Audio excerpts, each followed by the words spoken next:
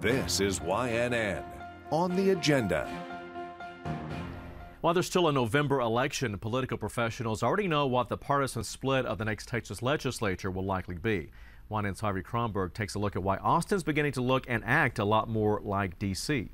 Because of our recent redistricting, we know before the first citizen walks into the first polling booth that the Texas House will have 94 and 95 Republicans out of 150.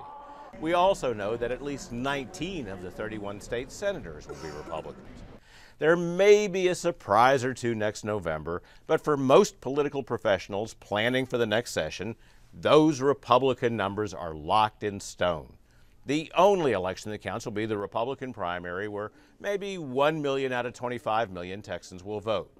Now, I've seen Texas when it was a one-party state dominated by Democrats, as well as what it is today, a one-party state dominated by Republicans. And while I have always found it tragic that our policymakers are picked by the fewest possible voters, there has been an offset. Whether on the right or the left, the folks back home expected their members to put the interests of their community above their party. So you would often see Republicans voting for more money for schools and Democrats voting to help their biggest employers. There's a reason. Unlike the mental illness that passes for politics in D.C., the Republican and Democratic caucuses in our legislature have been historically weak, which is a good thing. In D.C., if 51% of the caucus votes to support a policy, the other 49% are expected to go along. It generally takes a majority of a majority to prevail, or only 25 to 30% of the total membership.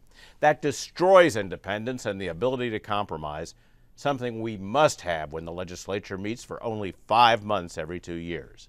The caucuses are not yet in charge in Texas. We still have independent members who know they are there to represent their communities. But every session, the party caucuses become more important. Austin is slowly morphing into Washington, where the people's business is a distant second place to the narrowest interests of political party. And that's what's on the agenda. I'm Harvey, and you can find me at quorumreport.com.